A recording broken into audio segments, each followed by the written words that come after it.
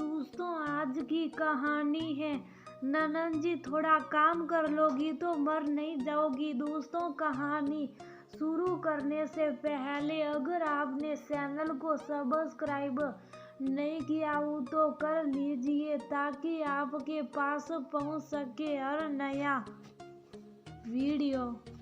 आज मर्दुला जी के यहाँ कुछ भी मर्दू नहीं था। सुबह के 8 बजने वाले और घर की बहू सरगम कंबल छोड़ने को भी तैयार नहीं। बेटा सुशांत 6 बजे से 3-4 बार उठने को बोल दिया लेकिन 2 मिनट बोल कर अब 8 बज गए। मर्दुला जी की सुबह की चाय ही रह गई। सुशांत का नाश्ता और टिफिन मिला तो वह ऐसे ही ऑफिस जाने की तैयारी करने लगा।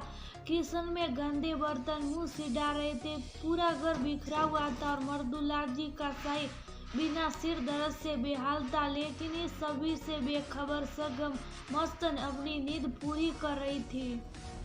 घड़ी में जैसे ही 8 बजे का अलार्म बजा, सरगम उठी और फ्रेश होकर कमरे से बाहर आई और किचन में जाकर चाय बनाने लगी और फिर सुशांत के लिए नाश्ता और टिफिन पैक करने लगी। क्यों बहू, ऑफिस से आज छुट्टी ली है क्या? जो अब सोकर उठ रही हो, तुम्हारे समय से ना उठने की वजह से आज दूध वाला भी बिना दूध दिए चला गया। मैं सुबह से बिना चाय के बैठी हूँ, अब जल्दी से चाय देकर नाश्ता और टिफिन बना दो। और हाँ, मीना से पूछ लेना कि वह क्या खाएगी। गुस्से से भरी मर्दुला जी चिल्लाने लगी।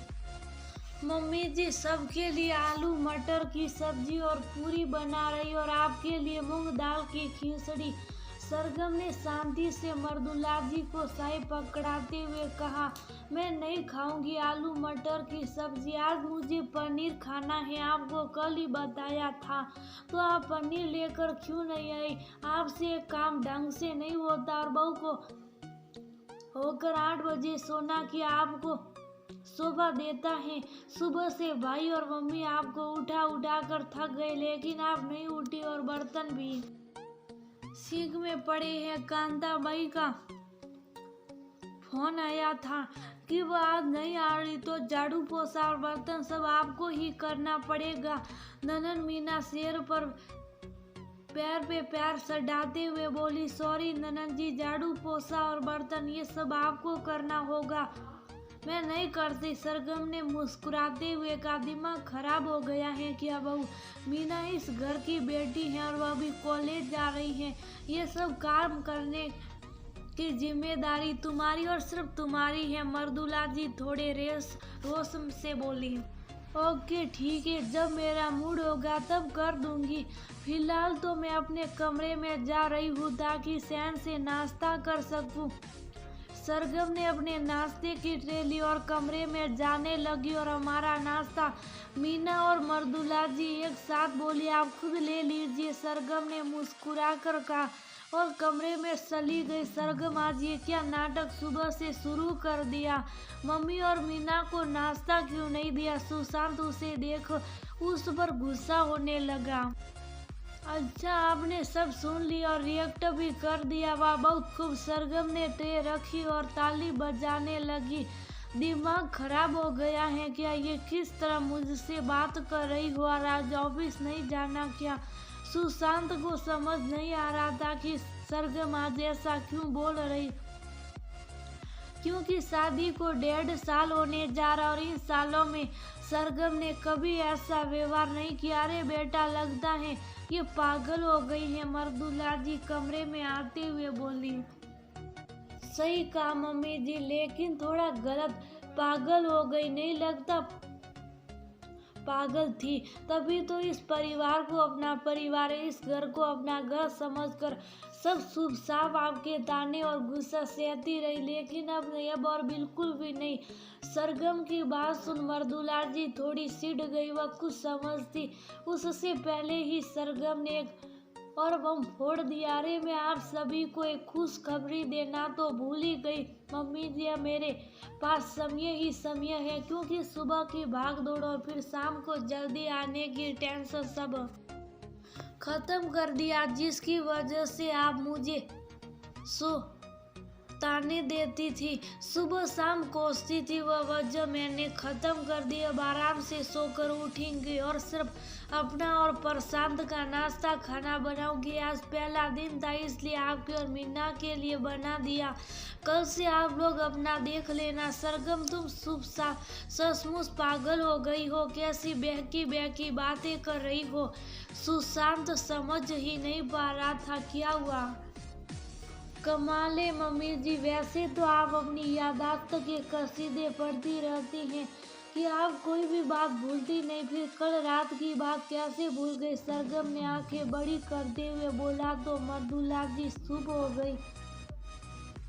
सरगम तो अभी तक कल वाली बात को लेकर बैठी हो। हम दोनों की बात हुई थी रात में, तो अब ये सब क्यों। सुशांत ने उसे आंख दिखाई। यहाँ हुई थी और तभी मैंने फैसला लिया कि मैं अब जॉब नहीं करूँगी। और क्यों करूँ, किसके लिए करूँ, जब मैं इस घर और परिवार का हिस्सा हूँ ही नहीं तो मैं क्यों आपके लिए इतनी मेहनत करूँ। ये जॉब मैंने तुम्हारे कहने पर की थी क्योंकि तुम्हारे ऊपर मीना और मम्मी जी की जिम्मेदारी है। उनके सपने और तुम्हारे खुद के अधूरे सपने हैं जो तुम अकेले नहीं कर पा रहे थे।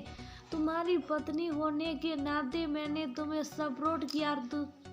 तुमसे यही उम्मीद रखी कि तुम भी मुझे सपोर्ट करोगे। जब से जॉब शुरू किया आप सभी की जिंदगी में सहूलियत ही सहूलियत हो गई, लेकिन मेरी जिंदगी घर और ऑफिस के बीच में दम तोड़ने लगी। सुबह 5 बजे से मेरी भाग दौड़ शुरू होती जो रात के 11 और 12 बजे तक चलती। मम्मी जी और मीना ने घर के सभी कामों से हाथ खींच लिया। मम्मी जी का समझ आता है, उम्र हो चली है, लेकिन मीना घर की बेटी है तो क्या काम नहीं करेगी। क्या मेरे आने से पहले मीना काम नहीं करती थी? ज़्यादा नहीं, लेकिन अगर कभी कभी मीना घर के काम में मदद कर दे या फिर वह खुद का काम ही कर ले तो मुझे भी थोड़ा आराम हो जाता। इन सब के बीच मम्मी जी के तानों की बौछार समय के साथ बढ़ती ही जा रही है। मैं फिर भी सब बर्दाश्त कर रही थी, लेकिन कल जो हुआ उसके बाद अब मेरी सहने की सीमा समाप्त हो गई है। अब मैं या तो जॉब करूंगी या फिर घर संभालूंगी, दोनों काम एक साथ नहीं करूंगी। सरगम ने अपना फैसला सुना दिया। बहुत दिनों से सरगम को ऑफिस में ओवर टाइम करना पड़ रहा था, जिसकी वजह से उसे घर आने में अक्सर देर हो जाती थी। थकी सरगम जब घर पहुंचती थी तो उसका स्वागत मृदुला जी और मीना दोनों ही तानों से करती थी। सरगम जल्दी से खाना बनाती और बाकी काम निपटाती। कल रात को जब सरगम घर पहुंची तो 10 बज रहे थे। मृदुला जी और मीना ने खाना बनाकर खा लिया, लेकिन सरगम के लिए रोटी भी नहीं रखी। जब उसने खाने के लिए पूछा तो मृदुला जी ने कहा कि हमें लगा तुम खा पी कर आओगी इसलिए तुम्हारे लिए नहीं बनाया। उसने सुशांत की तरफ देखा तो उसने कहा कि तुम अपने लिए बना लो या फिर ऑर्डर कर लो। रात में बेवजह लड़ने के मुद्दे मत देखो। सरगम सोचने पर मजबूर हो गई कि जिन लोगों के लिए वह सुबह से रात तक खुद की भी परवाह नहीं कर रही थी, उन लोगों में इतनी भी इंसानियत नहीं कि उसे एक वक्त का खाना बनाकर खिला सके। उसी समय सरगम ने फैसला लिया कि कल से वह अपनी जिंदगी अपने शर्तों पर जिएगी। इसलिए वह आराम से उठी और फिर सरगम के जॉब छोड़ने की बात सुन सुशांत, मृदुला जी और मीना के होश उड़ गए, क्योंकि जब से वह जॉब करने लगी थी घर के बहुत से खर्चे सरगम की सैलरी से होते थे। लेकिन अब सभी बेटे यही सोच रहे कि उन्होंने खुद ही कुल्हाड़ी पर पैर मार दिया। सरगम इस तरह उनके खिलाफ जाएगी ये नहीं सोचा था, लेकिन अब क्या कर सकते थे क्योंकि तीन कमान से निकल चुका था। अब सरगम अपनी लाइफ को अपने तरीके से जी